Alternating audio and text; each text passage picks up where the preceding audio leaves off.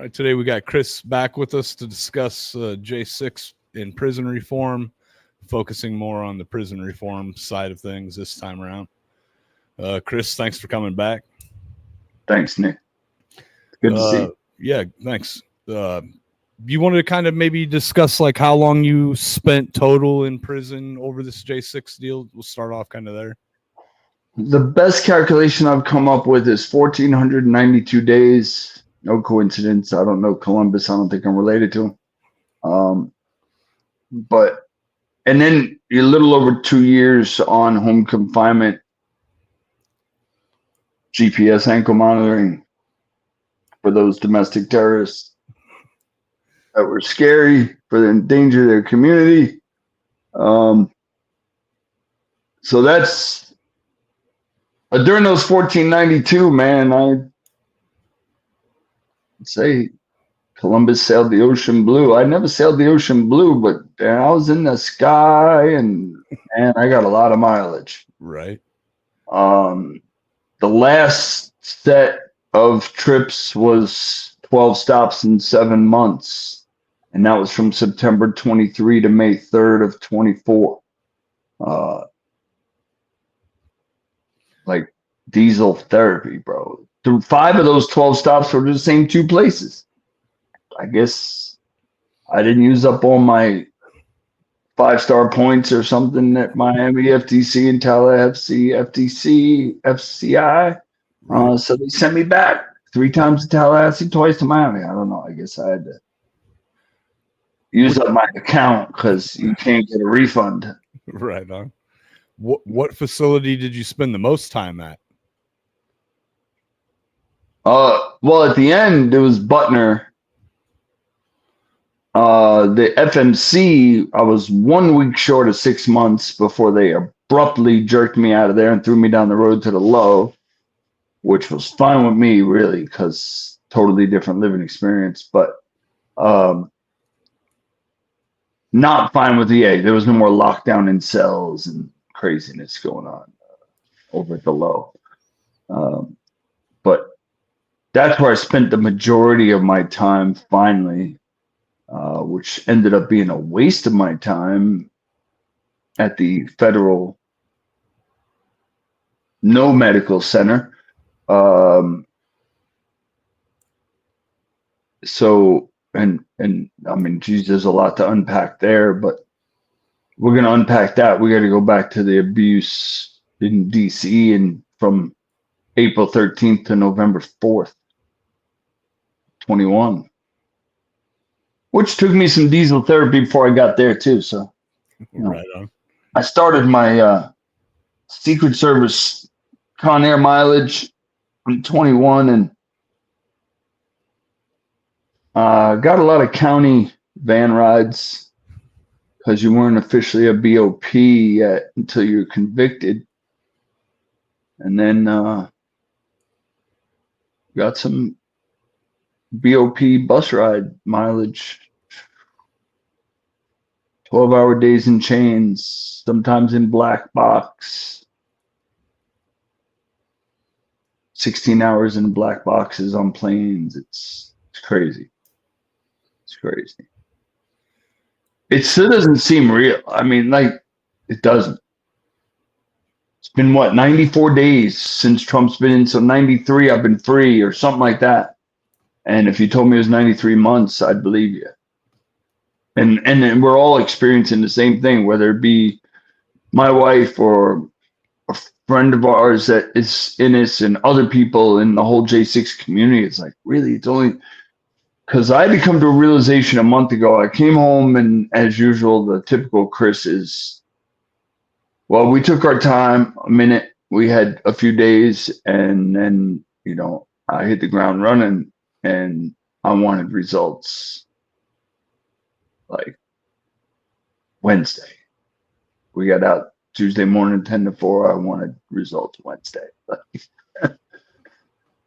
And then like a month goes by and 2 months, and I'm like, wow, 30 days was like 30 months.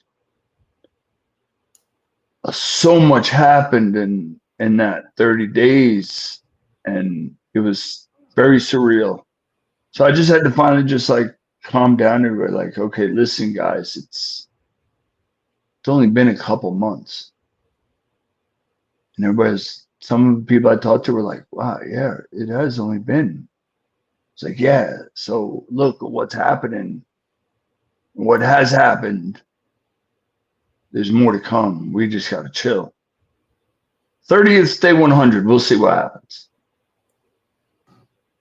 I've got some birdies tweeting at me and telling me there's some help coming. So and until somebody proves me otherwise, and I don't think they ever can, that man has never told a lie. And I know what he told my wife a couple of times in person, and I know what he's done. So you go hang out over there, bro. My Trumpinator. Gotta have him. Oh, he's got his buddy with him always too. So him and Kennedy are tight. Him and Kennedy are tight. There's more to come on that. But I mean that's where it's at, man. And I believe that there's some things that have been said even recently again by looked at DOJ. There was an article out 2 weeks ago now, maybe, something that the January 6ers deserve something. It was some more words than that, but they deserve, it's been acknowledged. And now even I saw a case, I'm waiting on Judge Lambert to sign this order for this one case, but that's it. So now I want my $2,600 and change back I spent on my fines right away. Because Ed Martin signed off on the case for that. I forget whose it was the other day. It got filed. I can dig it up. So now that's case precedence, and I happen to have Lambert, and me and the one guy that filed with Lambert is the same exact situation. Literally, like contextually, it's the same legal situation, and without the abuse, probably on his case, I hope. But look, this whole January 6th narrative is imploding, and it's not done.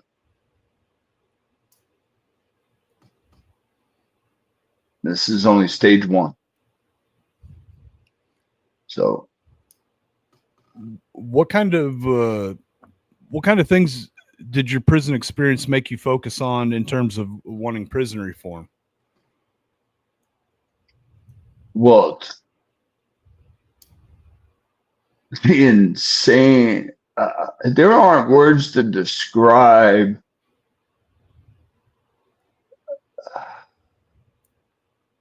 there's so many words to use to describe the inhumanity that I witnessed personally on myself and witnessed on others, and also heard stories from others. And I mean, to me, it's simple now. There's only one reason for it, and that's because the people of this world have turned their back and or never had in their life God. And it is that simple. And that's where I'm at with it. Like, I mean, I've given so much, just the trust in him clause is for a man, I think is tougher maybe than for a woman or a child, because we don't trust nobody instinctually. Men don't. But I can tell you it works. People ask me even currently, I mean, you started up before we started recording tonight, how you doing? Well, I gave it to the Lord, because I don't have the means to go to a doctor or anything. I don't. So the only thing I have left to do is prayer and give it to him. So that's where I'm at. And I believe he's going to fix a lot of this. I mean, I'm devoting some time to trying to correct some of these wrongs by the government. I mean, if you could see this desk, I mean, I got pages of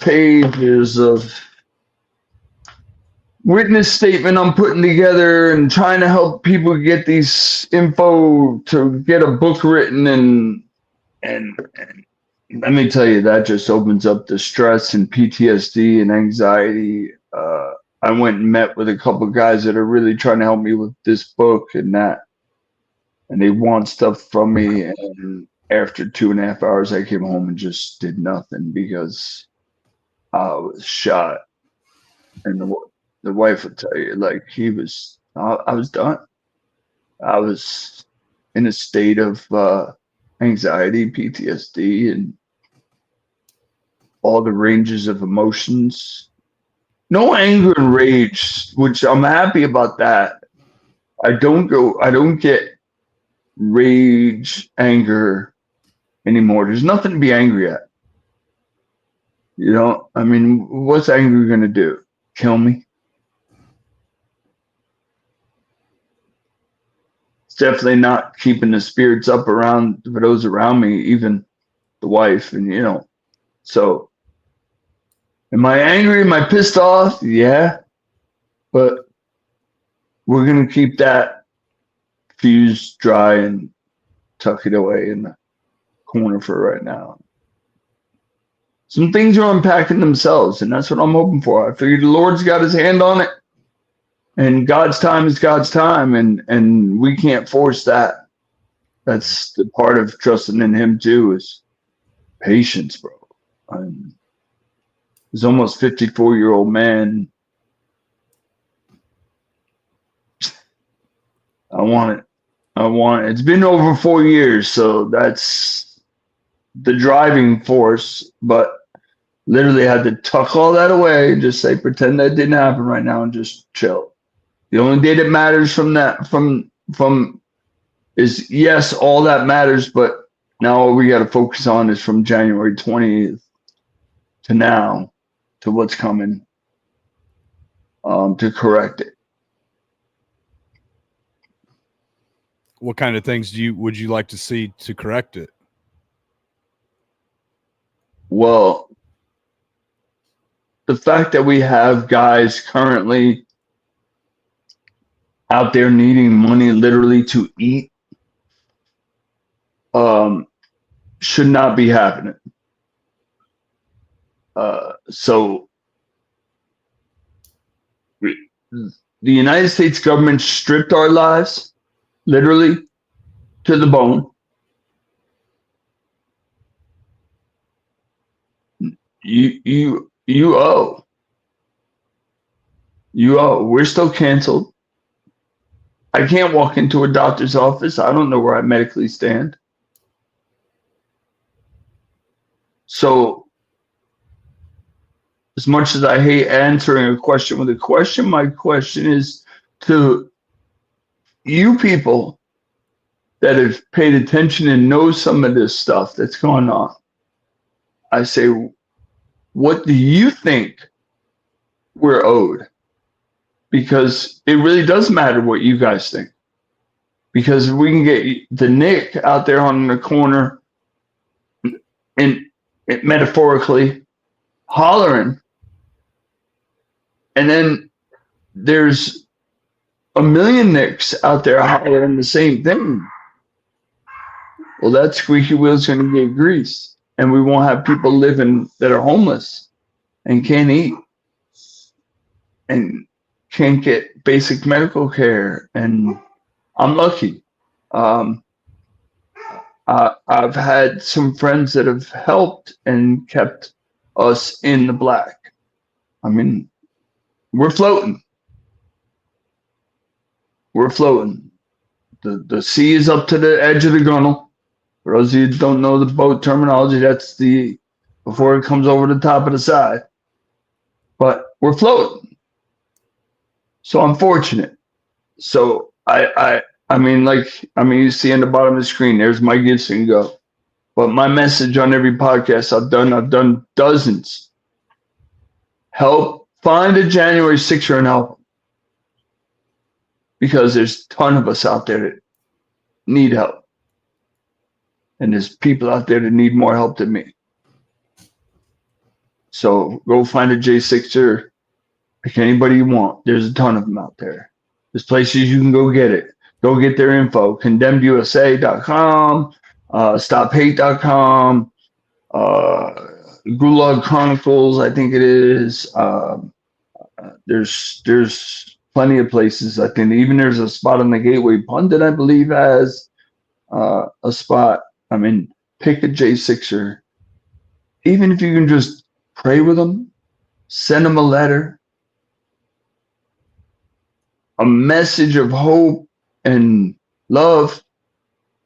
That's what kept me going inside the stacks of mail. The stacks of mail. That was worth more than the money on the commissary. So that's what worked for me anyway. Yeah, right on. I get it. Words of encouragement are always a good thing. Oh yeah, there's stacks of mail, prayers. Not just even some from outside the country. I can't remember. I know, of course, Canada was easy, but I can't remember. There's another one or two countries I got mail from. Right on.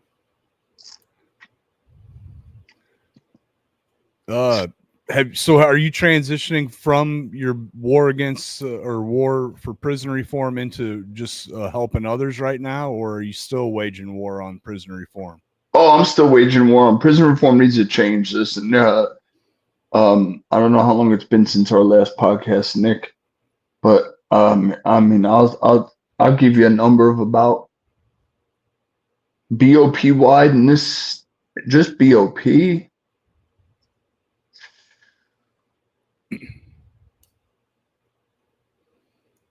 There's got to be 10 prisoners a week dying in BOP custody. Jeez. And I'm scared to say this because I think it's true, but I think it's more than that.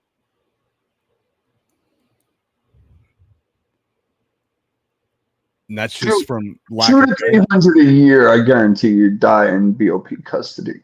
Jeez. Because of mistreatment. And that encompasses a bunch, from medical on down. Forget the inmate on inmate violence. I'm talking mistreatment.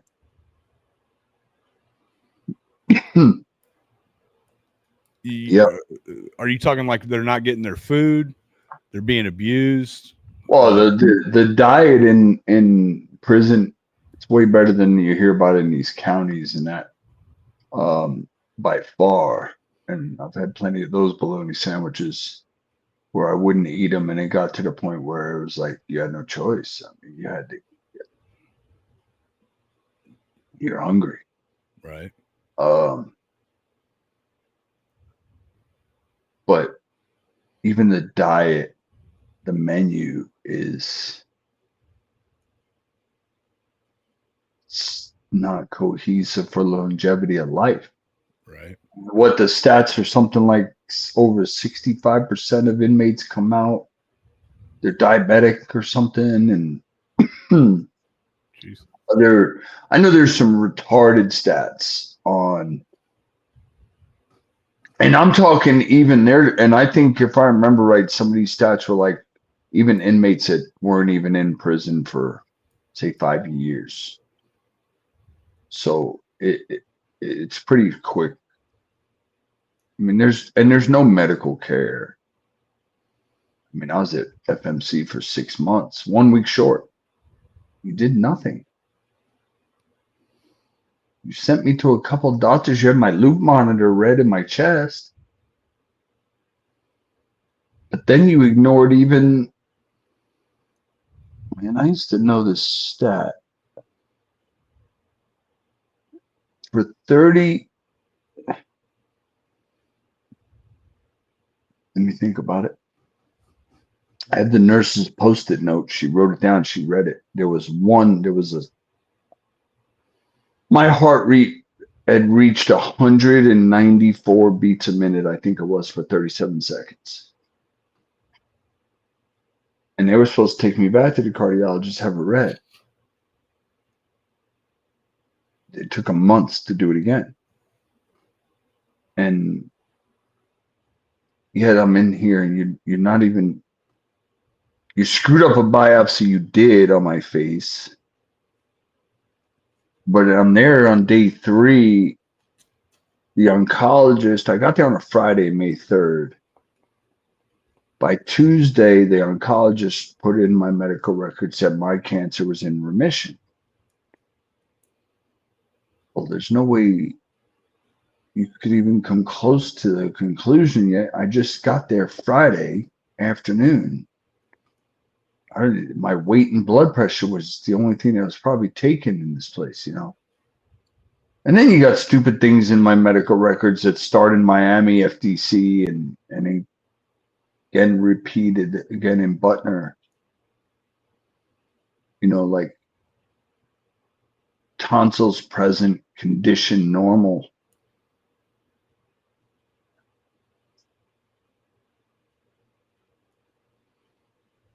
Oh, sorry. I thought something was over there on the wall. I don't know if you noticed. In your professional medical experience, Nick, there might be something missing.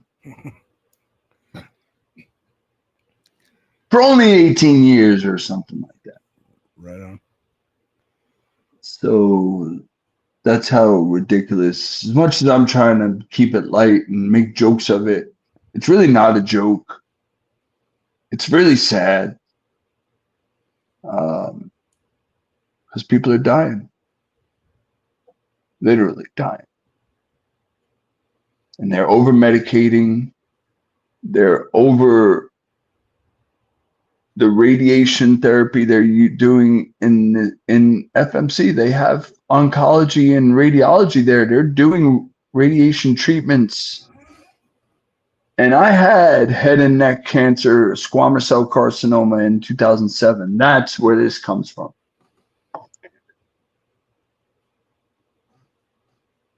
I watched multiple inmates go through radiation therapy there.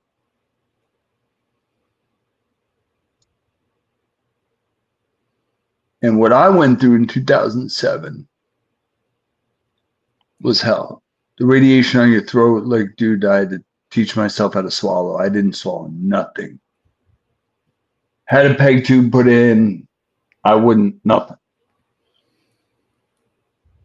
But what these guys went through was maliciousness. Because the burns, like, yeah, did I get brown in my neck? Like a major tan? Yes.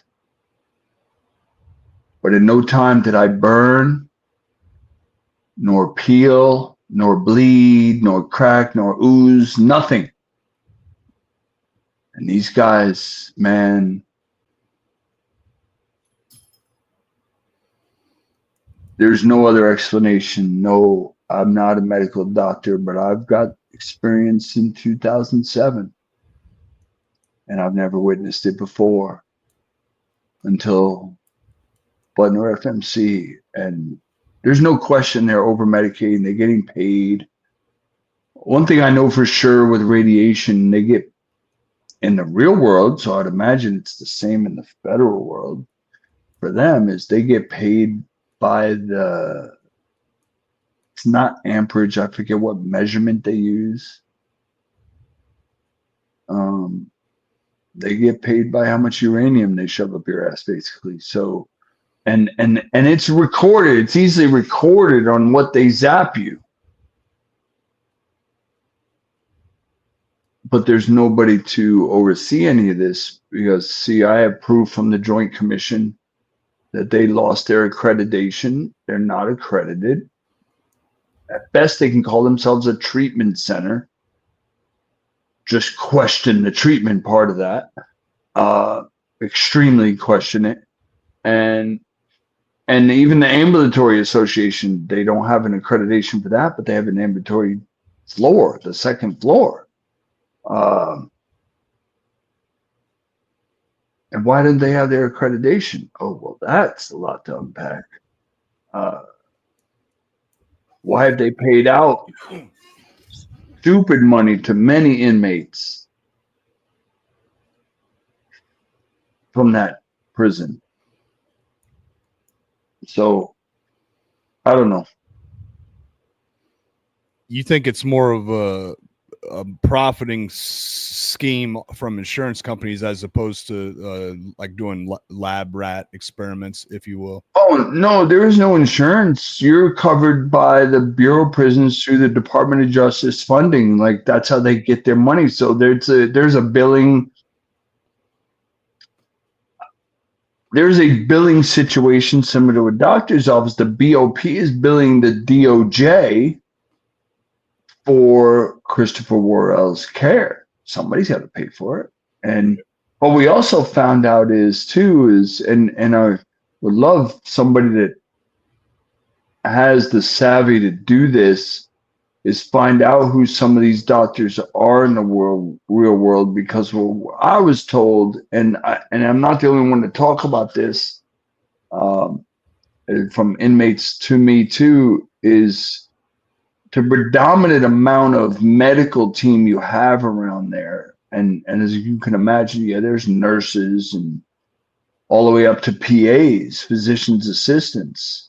And then there's all the way down to the peon that can just basically take your weight and your blood pressure, whatever you want to call them. A nurse.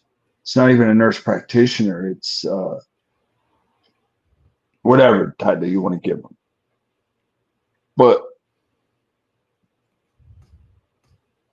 where was I going with that? Oh man, brain fart. But there's no medical treatment. I mean, I got yelled at by Nurse Keaton because I wrote on the form, and there's like, how long have you had this problem? And I said, ongoing, third complaint, ongoing issue. It's kind of what I wrote there. And the guilty showed their face because she's yelling at me, you're saying we're not doing anything for you. And I was like,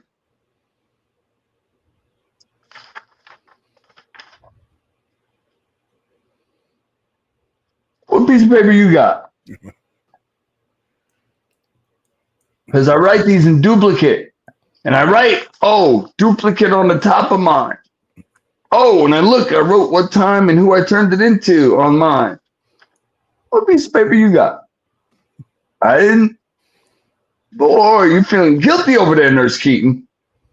But keep yelling at me. And I wrote a grievance on that. And of course, that grievance wasn't allowed to be filed because the counselor fixed it. But then Nurse Keaton wouldn't even look at me and whatever, I mean, you're a piece of, Lord, please forgive me. The truth is still the truth. You're a piece of shit in the BOP. And they don't care what you care about or don't care about. And it doesn't matter how right you are, legally or otherwise. There's no oversight. So if there's no oversight, who's going to do anything to them? Right. So would that be your major call in prison reform? Is you want oversight immediately? Would that be the big thing? I've said that this way multiple times to many in many places. And I said, what the administration needs to do is immediately send in United States Marshals unannounced to these facilities and demand to go and talk to inmates Because see, one thing that always happened when they would do tours with these groups or wherever they may or may not be, they always had us locked down. Don't talk to the inmates. No, no, no. They might tell you something. And that's how it was. The NAACP or none of those people are going to go up into these jails and prisons. And the only reasonable reason I can come up with of why they're not fighting for humanitarian rights. Humanitarian rights. That means life and death, ladies and gentlemen. For those that don't understand the broadness of that word, they have to be complicit. They have to be at least knowledgeable, but I'm going to stretch it out and say that they have to be getting funded too.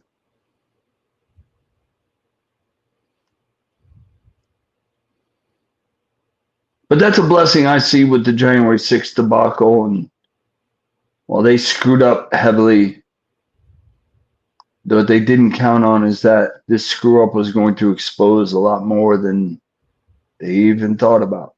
And one of the things it's exposing is the willfully economic gain they get with inmate mistreatment. That's on the back end. Now, that's on the normal side. Now you could unpack that and go back to the DC jail in 21 and go, there was that. But the whipped cream and the sprinkles that was on top of that was the physically, immorally, inhumane treatment that accelerated because we were J6ers in the DC jail. I mean, look, they got caught basically. You can teeter on the edge, in my mind, my opinion, of attempted murder in my situation. You damn sure have aggravated assault with intent to cause extreme bodily harm. For sure.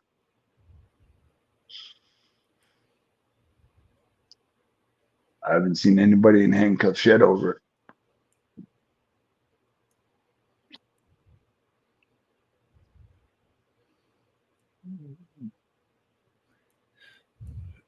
Are you working with anyone to demand prison reform now, if you will, or are you just kind of going out on your own? Well, I've had nobody of any substance willing to let me carry the torch and walk alongside me even. Let me do the work. There's nobody to champion it. There's people in my community, they hear me, they're like, whoa, what the hell? Really? That's like crazy. Yeah. Yeah. Congress doesn't want to talk about it, obviously. Why didn't they subpoena January 6th? Right? We have a J6 committee, according to your man up there from Ohio, Mr. Jordan. I haven't seen one piece of paper come from that committee yet, nor utterance, nor statement, nor nothing. Why? Get it?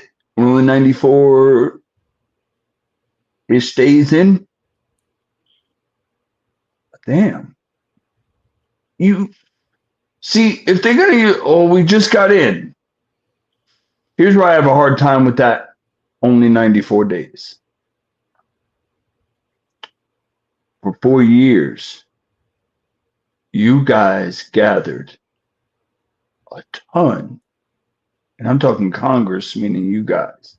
Let's just stick to Congress for right now. The House and the Senate have so much evidence regarding January 6th, and that's a lot to unpack. There's multiple rabbit holes to take that down. And then add into the fact that you have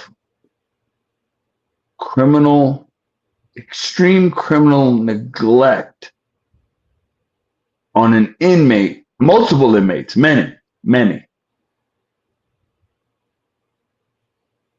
And this administration hasn't indicted anybody yet. Now I saw Mike Davis's statement today.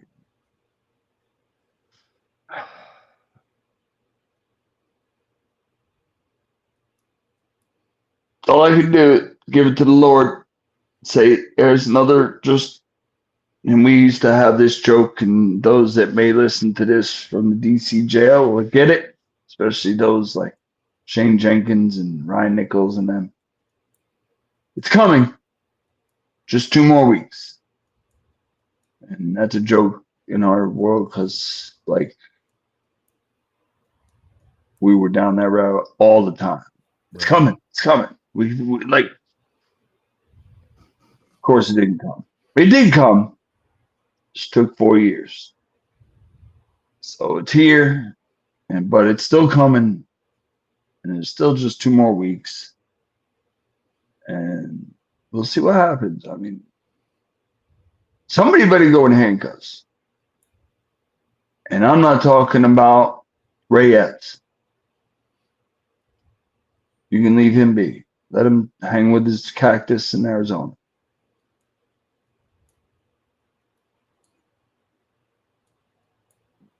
Are you going to be frustrated if you don't see anything happen soon? Or are you just going to keep the hope that something will happen over time?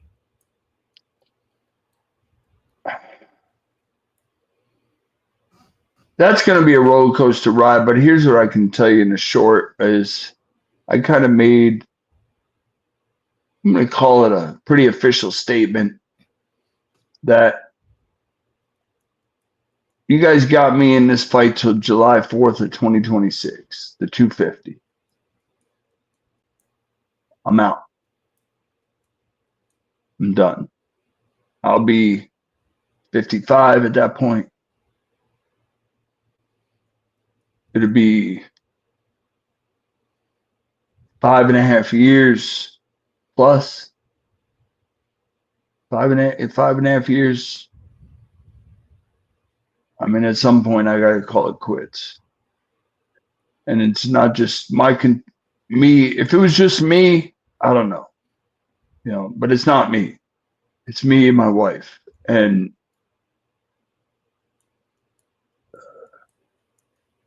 she deserves more reconciliation than me.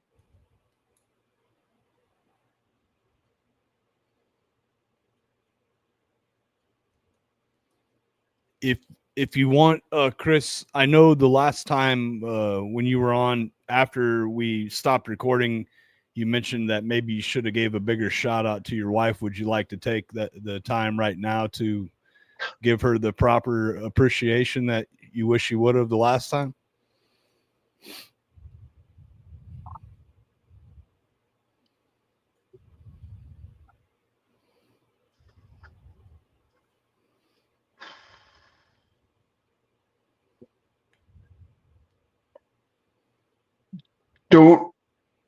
Don't know what to say to that. Warrior princess, that's what I call her. She's my warrior. She's the hell they put her through is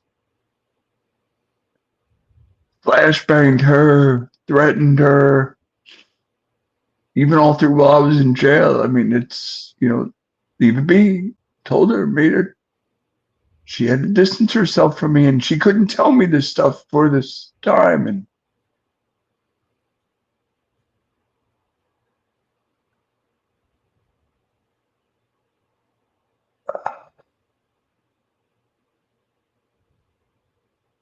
if I didn't have her, I'd have nothing right now.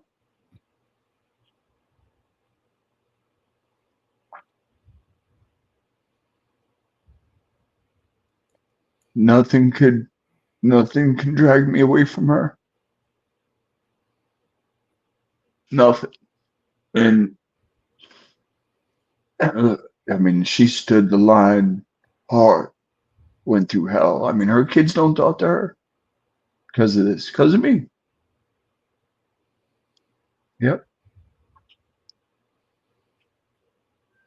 Did that cause, if you don't mind me asking, did that cause any rift in between you guys? I know that's a pretty big thing, I would imagine.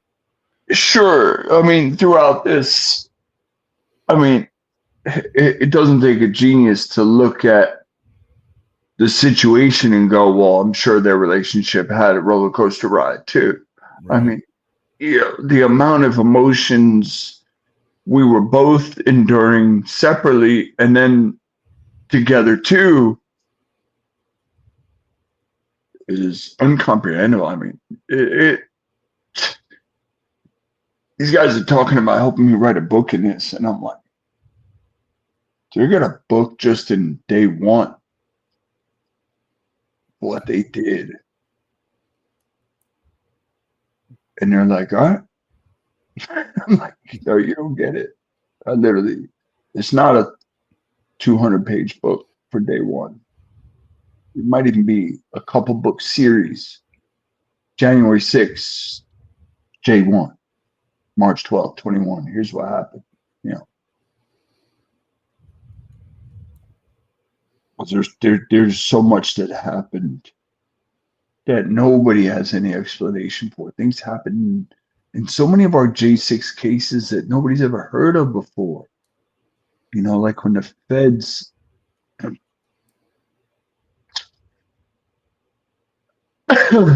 flashbang your wife,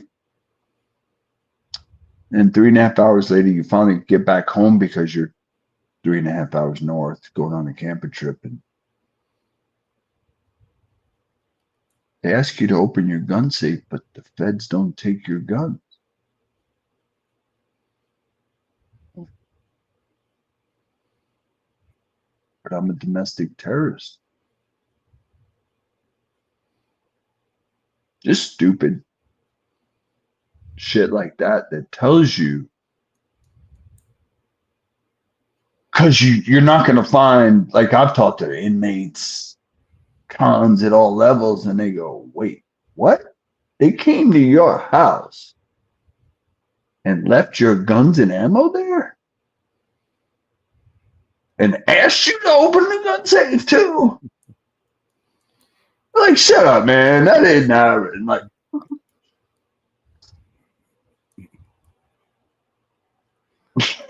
It is I can crazy. get you the documents if you want, but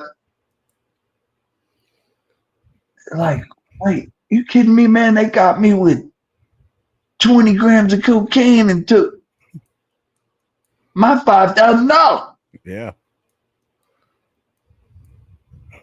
And they took my gun too, but I wasn't supposed to have that. I was like, well, we can't use that for the example here, Right. but they're like, there's no way, man. I'm like, yeah, I'm telling you, they left a level 4 body armor in a go bag with 9 30 round P mags loaded on the vest. They didn't even open the bag. Maybe they opened the bag, but I know they didn't take the vest out of the bag because I put my vest away. It fits in this bag nicely in one way, and I'm methodical. Maybe some might say I'm OCD. I do certain things a certain way. I'm repetitive. So, I mean, it just things don't make sense. And then when I come home, the same domestic terrorist that's now on ankle monitor, and you tell pretrial services, you know, you have ammo left in the house. The guns are safe. And he says, okay, well, you got time to be compliant. But they never come back in over 2 years to see if you're compliant.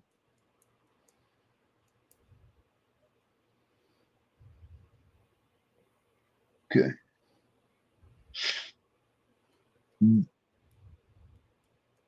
But He's a domestic terrorist. He might have ammunition. He'll be all right. He'll be all right. He forgot his ammunition when he went to the Capitol on January 6th, so he'll probably forget it again. For the feds that are watching this, that was a joke. Because you're still stupid. When you were in your prison experience, did they play by racial politics rules? Like, did the whites have to eat at the white table? Oh yeah, there was definitely some of that. I mean, at the low, it's not as bad. But yeah, there's definitely that. And look, the prisons are full of chomos right now, like everywhere. So everyone dislikes them, I assume, right? Everybody gets their shit checked. Your papers, yeah, you got to present your papers. Present your papers. So I, the exception to the January 6th is kind of, or the exception to the rule with that, unless you had nobody there to vouch for you, like, hey, I can tell you that he's there. But so I was in a spot like that one time. How do we know you're a January 6er? Right. All right, yeah, he's good, guys. Oh, he's good. Yeah, we know about them. Right on. So, because I mean, it's a thing.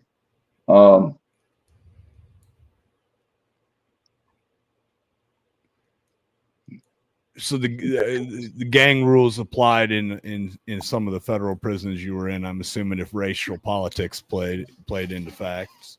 I mean, I was never told.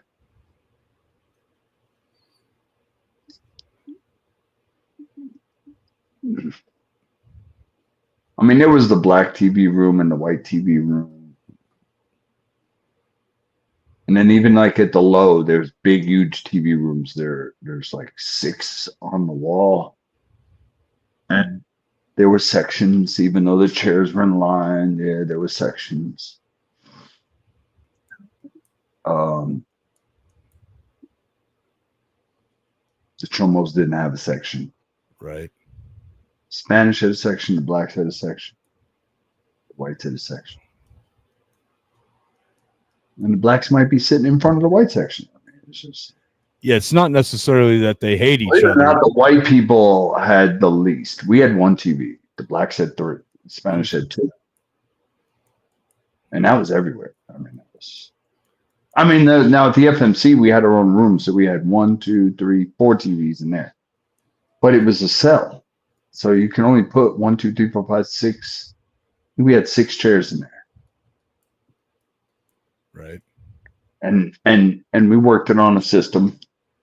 I finally earned my chair.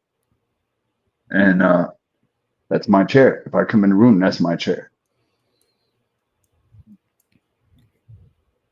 So it was that too. I mean, whatever. I didn't care about it. Prison's an interesting place because it's got a lot of rules, and if you're not familiar with that way of life, it's easy. Oh, you're gonna learn quick. You better pay attention. Right. And guys are gonna tell you, look, if you're out of line, be like, hey man, we look, you can't do that. Like, and here's why. Right. But really, a lot of it. I mean, look, if you've been if you got any street knowledge, there's a lot of common sense you can just apply there. Yeah, respect's a big thing. Yeah. If it ain't yours, don't touch it. Right. I mean, if you see it on the floor in the hallway, all right, it's fair game. Right. But if somebody put their cup down, I mean, we had like our common area had an ice machine and a hot water, the 190 machine, and then a sink. So yeah, if there was a cup in there, you didn't just leave it be. Right. It's not yours. But there was a lot of thievery and garbage going on in there too. I mean, right. I gotta put this up. So last Friday night,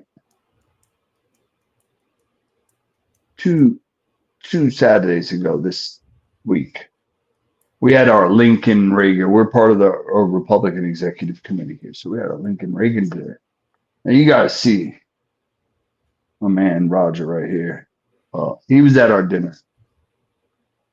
So now I got a sign. Right on. So yeah, I got to hang with Roger Stone. Got to talk with Ann Vandersteel. She's a great woman, man. Right on. She was at our dinner. Pretty good time. It was all right. I mean, it's politics. Right. Not a fan. But I'm playing a little bit of politics because some things need to get changed. So, Yeah. I mean, we need some people to answer to these 4 deaths. That's a stone in Lakeland, by the way. The Pollock family. There's another couple sides of it. Right But, on. yeah. When you were in prison, were you more afraid of other inmates, the guards, or just the lack of care you were getting from the medical side?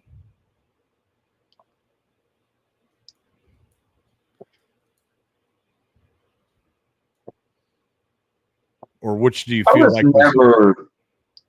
was never. I don't know that I was ever like afraid of an inmate. I mean, there was some times where people would, especially in the transfer units, like the FDCs, like in Miami and that, were because now you're tossed in. You don't know who you're with. I mean, look, guys that got the crazy charge, those guys don't get put in general pop anyway. They get put in the hole or the shoe, depending on the terminology you want to use. I mean, I had a couple challenges because of politics. I mean, there was one jackass been in 30-something years. He probably got some bodies in his hand. Anti-Trump, so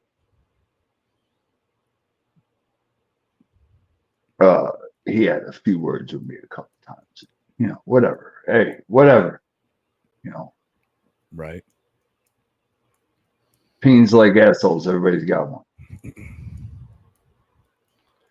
It's true. But I'm still going home January 20th. Right. And so many inmates, even right up to the end days, like on the 20th, inmates tell me, Chris, you just don't understand that nothing moves that fast. And I one answer for him, and I said, no, see, what you guys don't understand is you don't know who Donald J. Trump is. Right.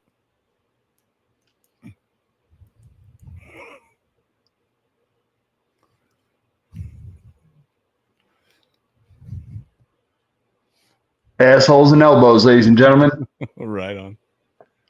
That's all that man wants to see because he knows if he sees assholes and elbows, there's work being done. Right. And if you're not going to do the work and he's got to do it for you, then you're not going to have a job and he'll get the job done and put somebody else in your seat. And that man just doesn't play. And everything he said, he's done tenfold. Tenfold. Speaking of, I wonder where, watching the old Bitcoin went down this afternoon a little bit, but that's okay. Right on. It's got to play the roller coaster a little bit, but it's still doing good. Oh, my official Trump crypto is doing good too. What's the Trump meme coin? Well, you got the official Trump. I don't know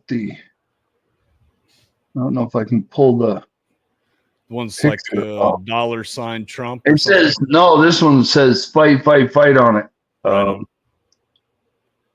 It's only $12.23 a coin. Right on. Some cheap sub. XRP's still only at 220. Did you get in Dogecoin at all? Mm-mm. I had a pretty good run with I only that. played the ones that Trump talked about: Ethereum, Right Bitcoin, XRP.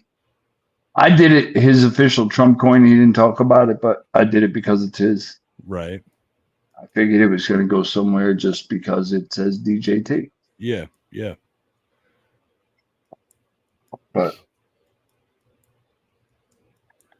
man, I'm down to do a show anytime you want, Nick. I mean, the people need to hear about this. The people need to know that the people in this country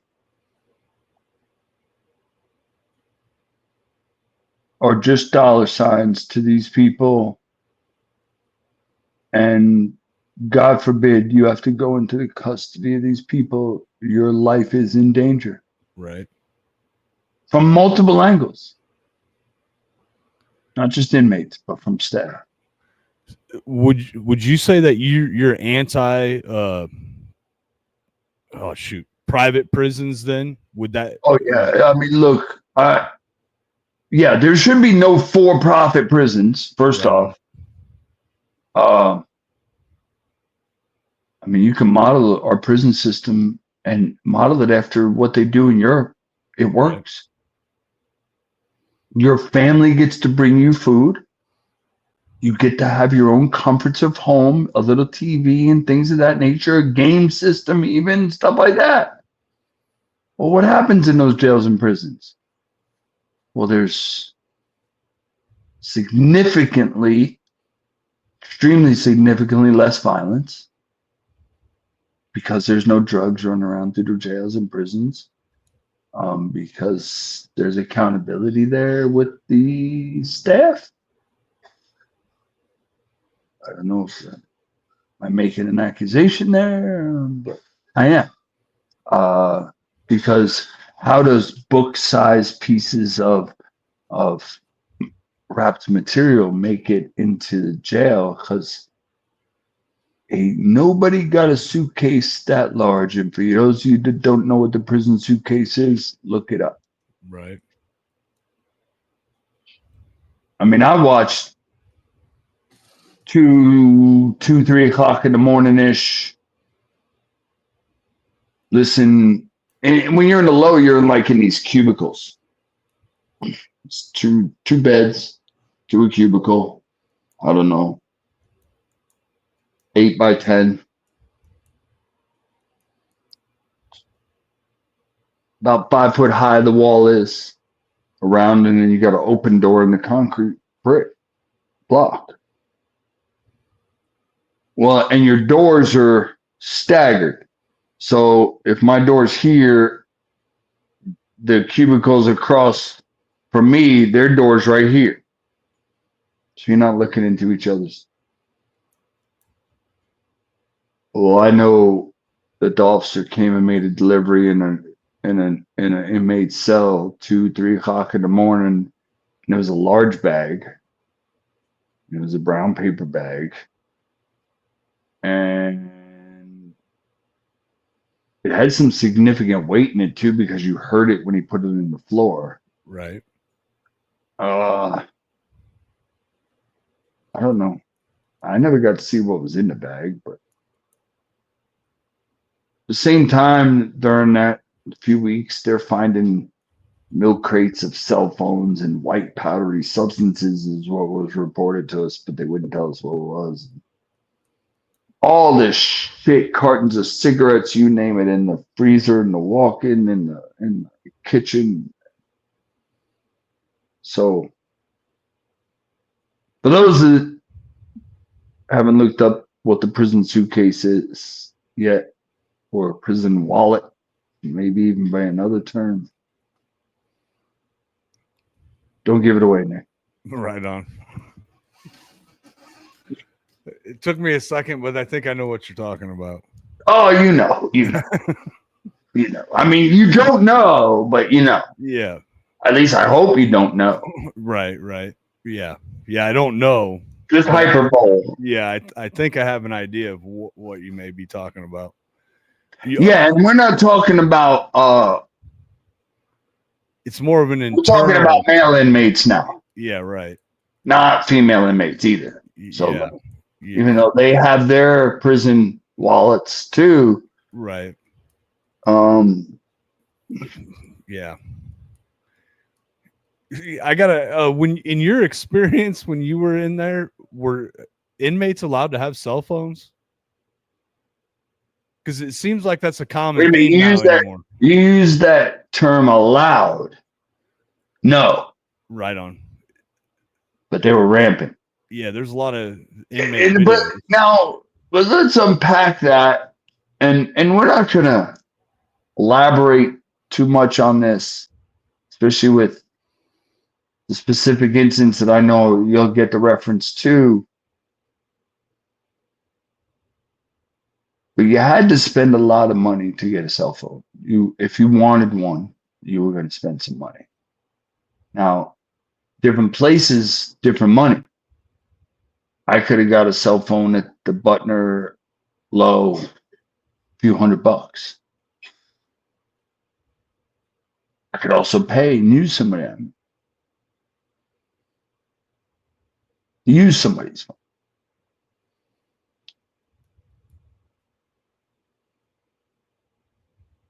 But then you go to a place like the DC Gulag.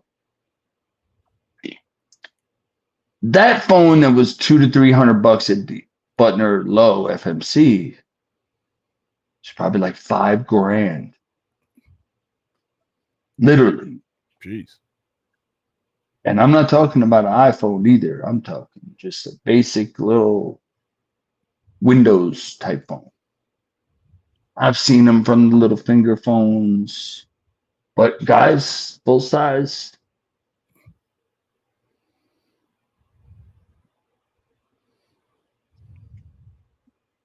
It's not fitting, brother. So how did certain inmates at the DC, let me take the plural off of that. How did a certain inmate have all that technology while in the hole in the DC Gulag? I'll let you unpack that question on your own time. And if you come up with some questions, I might probably be able to, may or may not be able to answer them. Well, you would have been searched before they put you in the hole, right? I'm assuming for your own safety. Take nothing to the hole. Right. They might bring your property to you. They did in the DC jail. Like when they threw me in the hole for 16 days, they brought my commissary and stuff in there. So I was just 16 days. I probably gained 15 pounds because I ate a lot of commissary. Right on.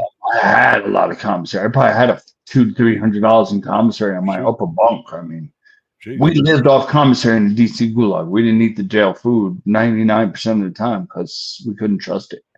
Damn. So, oh yeah, they were messing with the food and everything. How often would they shake down your rooms when you were in there, or like go in and look for illegal items? They only, in the BOP, the only time you saw shakedowns, like you had to draw the attention to yourself. Right on.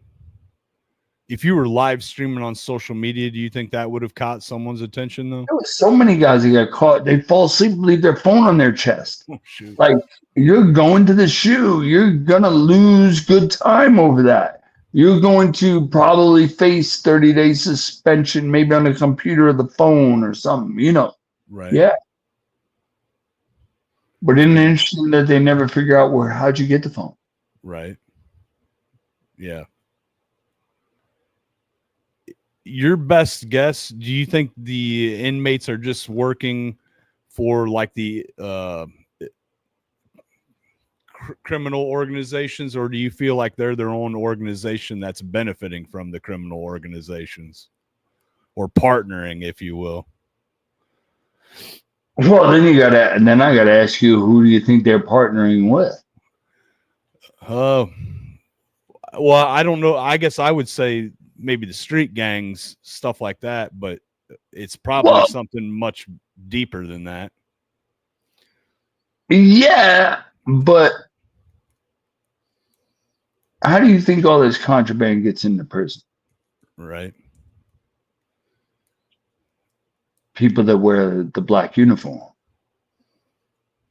in the BOP. Medical staff too now. I mean, we got that at the FMC. So they're not just doing it out of their own good free will. There's an enterprise there. Right. And it's lucrative. I've heard numbers 6 digits easy in there, extra.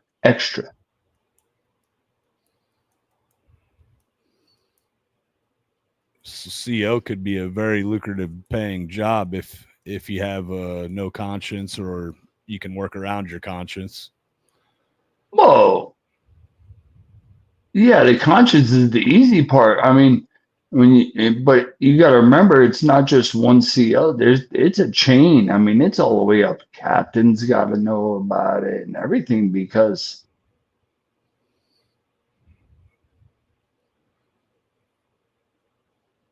it anything inside those walls, there's communication of it. Right. People see shit. It's going to get talked about. The rumor's going to float around. Right. And then, okay, when the rumor floats around about Officer Nick today, the next month we hear about Officer Nick again. And we hear about it again.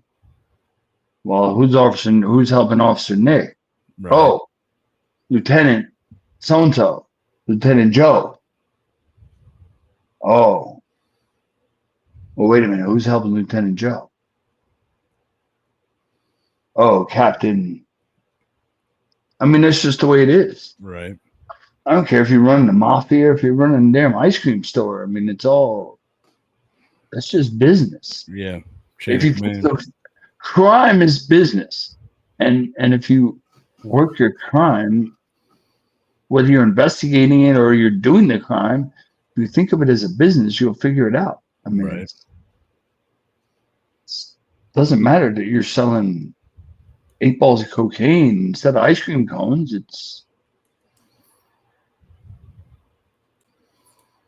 It's lucrative, man. I mean, I've seen some craziness. Like smoking. The times I walk through and smell like the gaggiest weed. And I'm like, yeah, I'm still wearing the beige. I'm like, where the hell am I? Like, yo, you want some crit? No, I'm good. I'm in prison. Right. Yeah. Right. I'll wait till I get home. Well, I don't want to owe nobody nothing, and I don't trust your shit. Nah, man, it's good, man. It's good. Yeah. Right. You take mine. You can have mine. How do you think you get people behind supporting prison reform? Because I assume a lot of people probably don't care because they think, well, they're just prisoners anyway, right? Well, the only way you're going to get people behind it, first thing you got to do is you got to make it loud and proud, and you got to find a way to burn down the enterprise. And that's extensive. Right. It's decades old enterprise. If we're going to talk business, feds that are listening and watching here, if it's a business, it needs a hostile takeover. And it has to be quick and abrupt, which is what a hostile takeover is. If I come in to take over Nick's corporation, because the For Patriot Support Organization just is going to take you over, I said, I'm coming in. Hey, Nick, see you, bye. Right. You got 10 seconds to grab your shit and get out. And that's what needs to happen. And it needs to happen from the top all the way down. I mean, look, it's no coincidence that Pauletta or Nick, whatever her name was, the director, we still don't have a replacement. And she was like the second one since I was in the system or something. Jeez. Like, yeah, it's corrupt as hell. If you dig in, you'll find the 6 months before Trump's inauguration, look at how many wardens resigned. In DC or in the BOP? In the BOP altogether. Yeah, look at how many wardens resigned. Right on. You know the number offhand, or is it just? I don't, but I know it's more than a couple. Right on.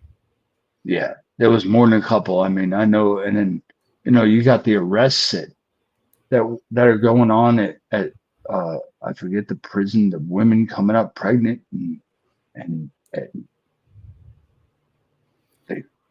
it's retarded. Right. Why are we paying? I'm sure this got abruptly halted, and I could think of a couple inmates at the Butner Low that are probably pissed off right now, but they're not going to get their trans surgeries no more. Right.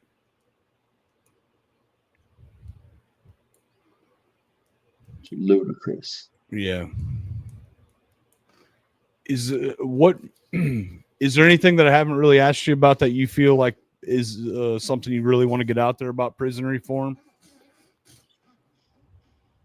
I mean, it's to me, it's pretty simple. If we don't find a humanitarian, go back and be a godly nation, and whether Nick committed murder or financial crimes, he should not have to worry about being in fear for his life in the custody of a jail or prison. And I'm going to emphasize it's not just inmates, but it's corrupt staff from medical all the way down. And there's no reason. I mean, look, if you're on the outside and you pissed off XYZ gang and you're headed inside,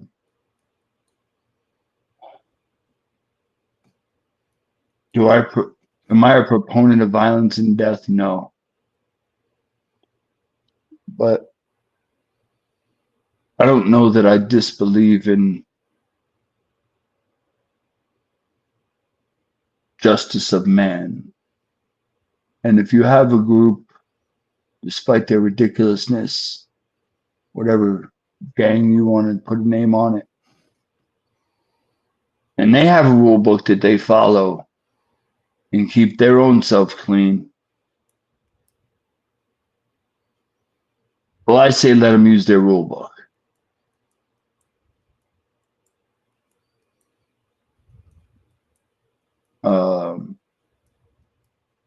Maybe we can call it like self-purge. But the one thing that disgusted me, besides the fact of the mistreatment, was how the chomos and the pedos had carte blanche and you couldn't mess with them. You would get charged with a hate crime if you called them a chomo. Just calling them that? Oh, yeah. If they wanted to be an ass. And I went and gotten chomos, or even across the room and said, fuck you, pedophile or something. Yeah. Now, just for the sake of argument or curiosity here, now, if a white guy would yell the N-word at a black guy, would that get the same charge? Or no, staff's not going to get involved. So they're just protecting the child molesters in theory on this. Yes. Wow. Not in theory. In reality. It's right there. There's no theory here. I'm telling you instances like, and the chomos and the pedos knew it. Jeez. So then they would probably push the buttons and try to get you to sometimes. Right. I mean, if you just avoided them like I did, I just avoided it. Right. Then there's nothing to bitch about. But if you decided to take your bad day and go pick on one, then yeah. That's interesting. I'm surprised by that. Yeah, oh yeah, they're protected. They used to be anyway. I wonder how much that's changing right now, but right. They're a protected class. It's wild. I wouldn't expect that. I'm danger in my community, but not Chomo Joe over there. Right. Yeah, that's wild. He's answering babysitting jobs ads off Craigslist. Yeah, I hear you. Lord, forgive me for making jokes about that. So you're ultimately you just want to see the end to the prison industrial complex, more or less, Yeah. and the mistreatment of prisoners through over-treating them. Well, it's just the for-profit Yeah, mistreatment, right. and there's no reason for it to be privatized. It needs to be, I hate to say government run too, though. So there's my struggle, dude. It's like Who runs it, right? we've hiked through this wilderness and we've come across this crevasse that has shit on both sides of it. What side do we stick to? Because Right. we want less government and we want less private for that discussion. So I don't Right. know what the middle looks like there. Right on. But the privatization is caused problems.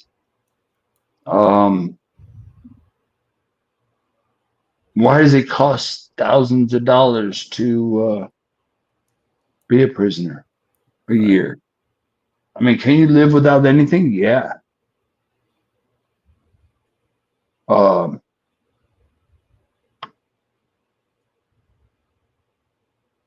you can stick and wear your browns every day and not buy sweats, but hundreds of dollars. I mean, bowls, cups, Jeez. food. Yeah. Yep. Nick, I'd love to sit here and BS with you all night Yeah. long, brother. Yep. But, we'll do whatever you want, man. Right on. The people need to learn the real truth and what is going on with civilians in this country. And innocent or guilt doesn't even matter in a lot of this, any of this discussion we had tonight. I mean, to the most part. My newfound faith with the Lord, and that I even struggle with agreeing with the death penalty anymore. And so, might not have to say that nobody deserves to go into custody and fear for their life. Right. For sure, I can definitively make that statement. Yeah, I get it. And that's why I took off on August 10th for 45 days, literally in fear. They tried to kill me. You would be willing to work with anyone, right, to get this message out there if someone was willing to work with you? You come across anybody, Nick, you can give my phone number, email address to anybody. Right on. And I have this running joke I've said to people. Look, if Rachel Maddow wants to have me on her show, I'll get on. But I'll talk to anybody about this, especially, and I'll weed out the riffraff. But anybody serious about this situation, saving lives in this country, with God and Jesus Christ in the forefront of this discussion on how we're going to treat people, I'm all in. Right on. I'm all in. I get it. I never thought, I've seen some horrible things in some streets. And I never thought I could add up all that, of all the craziness I've seen in almost 54 years of life, and tell you that these last 4 years destroy everything I thought I saw. Right. I find that to be crazy. Yeah. You've definitely got an interesting story. Unfortunately, the jail stuff you could probably do without that experience. I don't imagine anyone. I mean, there's always something you can learn, right, from every experience, but some experiences I think we wish we would have never had to go through. Yeah. I mean, but I do believe now more than ever, look, God, as many times as I've questioned it, in the last 4 years alone, 1,000 times. He never gives us more than we can handle. Right. And when you're at your lowest of lows and you're literally crying out to God, saying, God, there's no way you intended this for me.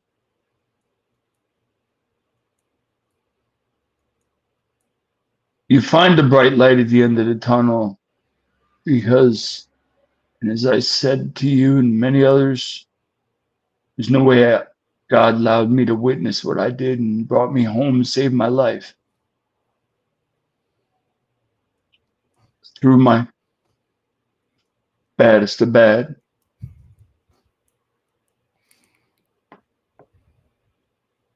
For me not to try to save a life. Right. I feel as though God would be very angry with me if I didn't try to do something. Right on. And I promised him I would too. They always say, people always tell you, don't pray and promise God it. And I get their premise behind that is we can't always guarantee we can hold these promises. Yeah, right. Because we're just men. But the Lord knows we're going to sin. But he also knows that when you set out a promise like something like that God knows you really would love to fulfill it. Yeah. So I promised God a few times, Lord, you get me out of this. I'm going to find a way to save some lives. And I've said it the same thing, monetarily, all of a sudden I'm fruitful. I'm going to use some of that fruit to burn the system down. I don't know what that looks like. I've been talking about this for 94 months. It seems like, but I have yet to find anybody to help champion it with me. Right on. Plenty at some high levels know my situation. Why has nobody called me? Why? I'm baffled by that question. Yeah. Why is somebody from the Senate or the House Judiciary Committee not called Chris Worrell? Like, yo, listen, man, we heard they tried to kill you. We need to know who it was and what happened. Nope, not that. So, right on.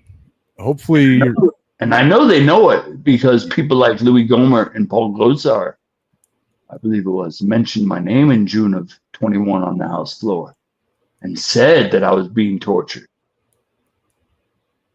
So I always take things kind of broad.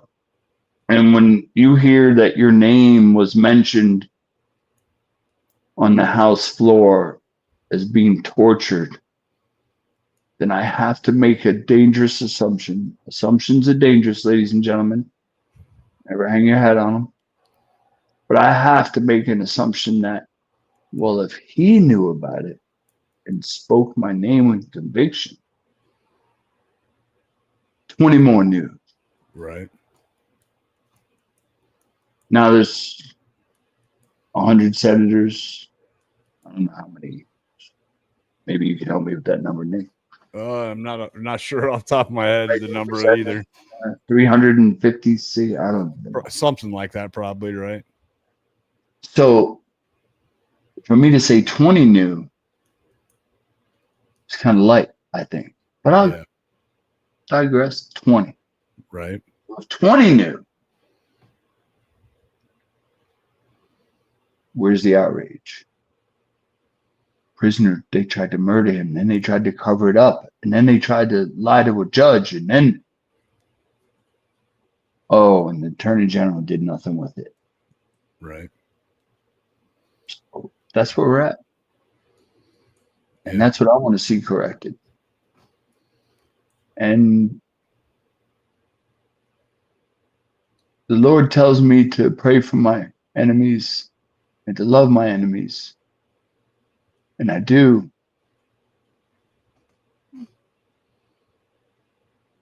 But there's also payment that is due for the crimes against me and many others. Right. And it starts way before the mistreatment in that DC jail. It starts with the concoction of a scheme from at minimum summertime of 21. I'm sorry, 20. From the summer of love. I do believe there's a connection there. Because as that summer love was happening, they were scheming on the election. And they knew what they were going to do January 6th. We know that for sure. We have proof that back as far as September. They started prepping that jail in September of October of 20. We know that. The DC. Multiple officers told us and confirmed us. C2A and C2B was a juvenile pod and an elderly pod. As the story is told, they were evacuated and they painted over it and somewhere in September to October of 20. In the CARES Act in December of 20, there's an allotment of funds for January 6th for the DC jail. I don't know the exact wording in that. I've never personally read it. I know our community dug it out and drug it out. But January 6th, they didn't know it was going to happen.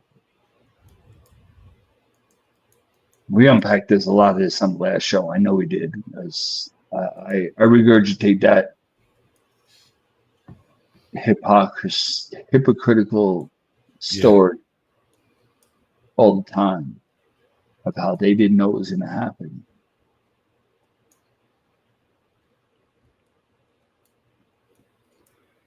It is what it is, bro. Yeah. I'll have to look into some of that stuff you just mentioned. I guess some of that I might not either remember or be aware of, but. Oh yeah, there's I'm delivering you some truths now. And look, Nick, you got my phone number, man. Yeah. Text me. What'd you say about this? Right on. Don't worry about it. I need people like you to unpack this. Because see, I think it's more powerful that you're telling the story from my point of view. Well, yeah, but that's just no. Wait a minute. Who's this Nick guy? He's talking about this. What? People pay attention more, I think. Right on. I'm gonna definitely look into this prison stuff more. That's for sure. Let's unpack it. Right on. I'm putting together a witness statement, and once it's been submitted and accepted, and then I'll share it publicly. You're following me on X, aren't you? Yep. What are you on X? Arms and Arguments. I think we follow each other. Yeah, we do. I never see your post though. I wonder why. Yeah, all I really ever post is just the YouTube videos. I don't really post a whole lot of other stuff. Huh. All right. Well, I'm just perusing through. Oh, they're on. No, I'm not getting on that space tonight. No. Right on. I lost you here. Where'd you go? There you are. I got like 32 pages. Oh, right on. Are you there? Yep. When you go, if you click another thing, it blacks it out. You're still there. Nick. Yep, you're still there. Oh, I am there. Well, I can't find you though. Oh, well, I think what happens is are you looking at a different web page? Yeah, I got the block up top here though. Where did you? There it is. Found it. Right on. It happens. Technology is great, right? Yeah, I probably have, I don't know, there's 30. Yeah, I hear you. Pages open, they stay. I get that way too. Yeah. But yeah, I know it's getting late. Thanks for doing this, bro. Let's do more. Yeah, we'll do that. All right, man. I appreciate it. And anybody, like I said, if people want to talk about this and then raise some hell about it. Look at what Adam and his wife Villarreal just posted on X. I shared it on my page actually, so you can go right to my page and find it. I shared it above my thing is the contempt order on the DC jail, and read what he posted because it's totally in line with what we just talked about tonight. Right on. I'll put a link to that in the description too, if you don't mind. Yeah. Right on. All right, Chris. Absolutely. I appreciate you coming on and God discussing bless this you, brother. again. You have a good one. You too, bro. Thanks.